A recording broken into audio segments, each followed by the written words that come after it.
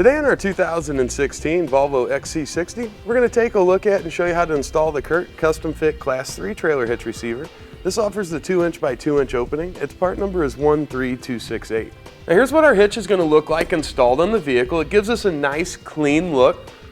You might see a little bit of that cross tube coming across, but the majority of it there is going to stay hidden for us. You can see the reinforcement collar. It's got a nice clean flush look to the front. I prefer the Curts over a lot of the other hitches in this design. It's going to offer the 2" by 2" receiver tube opening. And if you look here on the side, we've got a 5/8 diameter pinhole. You can see we've got a good amount of room there on either side. So whatever anti-rattle device or hitch pin lock you want to use should go in there without any kind of issues. Here in the bottom, we're going to have our rolled steel style safety chain connection points. Plenty of room there, so you should be able to get whatever safety chains that you've got connected without any issues there either. Now as far as towing goes, we're going to have a 400-pound tongue weight rating. It's going to be the maximum downward force we can put here at the receiver tube opening. We're going to have a 4,000-pound gross trailer weight rating. That's going to be the total of our trailer and everything that we've got loaded up on it. Now if we go to a weight distribution setup, our tongue weight goes up to 450 pounds, while our gross trailer weight rating, it's going to go up to 4,500 pounds. However, you do want to look into the owner's manual on the XC60, see what it's rated for, and we'll go off of whichever of those numbers are the lowest. Now, a few measurements that you're going to find helpful in selecting your ball mount, bike rack, or hitch cargo carrier will be from the ground to the inside top edge of the receiver tube opening. We've got about 13¼ inches. Then from the center of our hitch pinhole to the outermost edge of our bumper, it's about 7. Now, if your vehicle is equipped with these chrome exhaust port covers, or exhaust port shields, whatever you want to call them, you'll need to get those out of the way before you move on to lowering your exhaust. To do that, we'll reach right up behind and we're going to have 2 screws, one on each side. And you'll need a T15 Torx bit to get in there and loosen them up.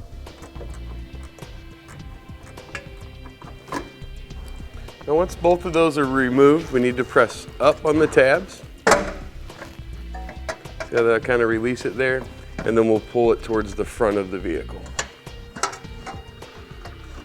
And if we tip down the side closest to us, we'll just set that aside and we'll be reinstalling it later. And we'll go over to the passenger side and repeat that exact same process.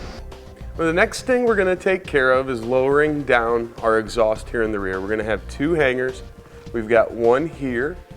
You can see that's going to go right up to a 10mm headed bolt. It's kind of hidden behind the exhaust on you there. But we'll want to remove that bolt. We're going to remove the bolt that exists in the exact same place on the other side. And if we need to, there's going to be one just ahead of this rear cross member here. This one, you want to just use a little bit of spray lubricant on it.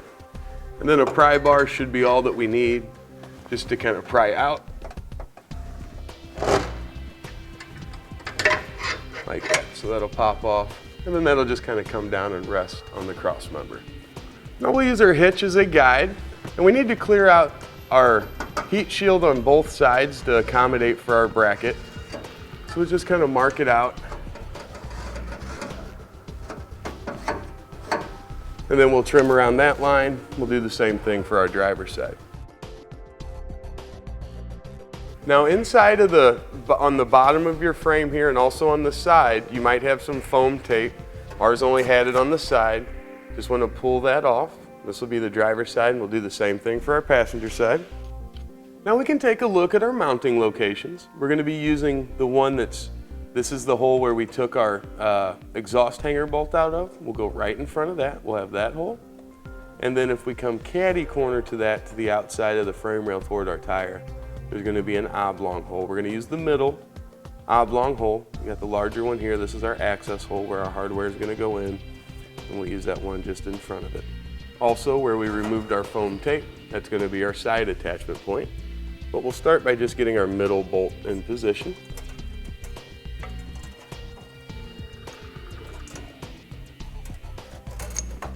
Then we'll take one of our longer square hold spacer blocks and one of our carriage bolts. This is going to be the 1.5" long version, so it's going to be the shorter of the 2 sizes that we've got.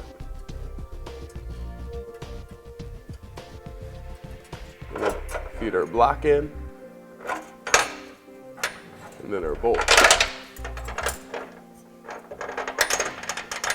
Little wiggle, it'll come down through there. Then we'll go over to our passenger side where we'll repeat that exact same process. Now when we raise our hitch into position, we want to be a little bit careful as we do it. We want to get the longer tabs up over our exhaust. And then while that's kind of rotated down, we want to tuck our tabs up behind our fascia. You just pull out on it gently.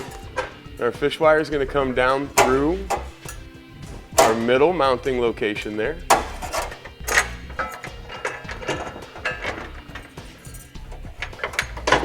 And then also through our hitch. Now at this point, we'll take our fish wire off, but you will want to hang on to it. You're going to need it for the other hole locations. Keep that in mind. Then onto that, we're going to thread on our 7/16 inch flange nut.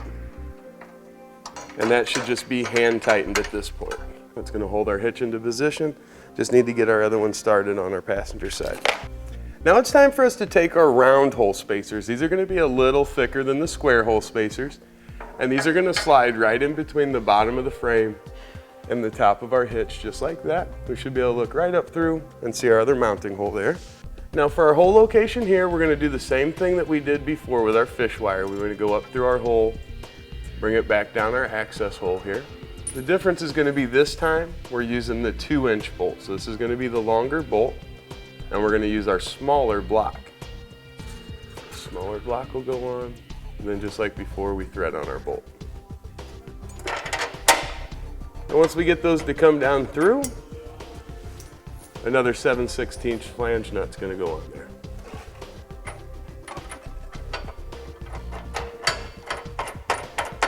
Now we need to take our fish wire and this time go through the hole that's in the side of the hitch that goes into the side of our frame, and we'll bring that back to the same access hole.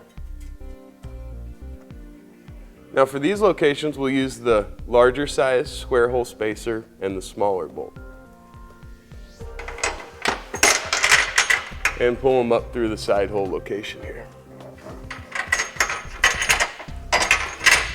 Now once we've got that bolt through and our fish wire off, it's a good idea to hold it with a flat blade screwdriver while you start your flange nut. Now we'll go through and snug down all of our fasteners.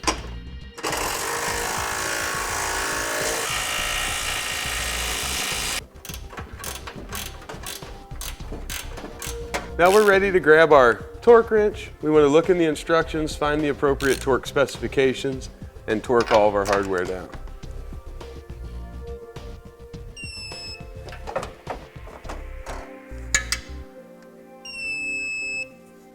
Now we're ready to separate our bracket from our hangers here, just like we did on the one up front. A little bit of spray lubricant in there will help.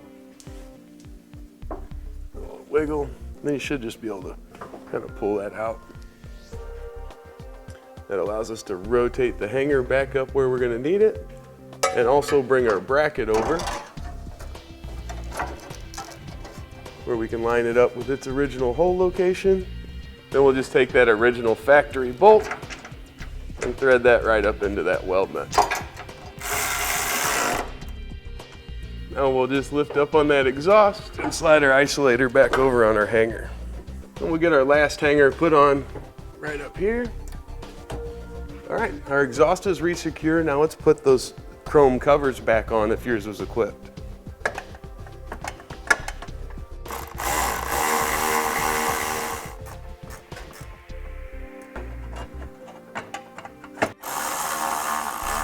Now with our exhaust ports back in place, that's going to complete today's installation of the Curt Custom Fit Class 3 Trailer Hitch Receiver, part number 13268 on our 2016 Volvo XC60.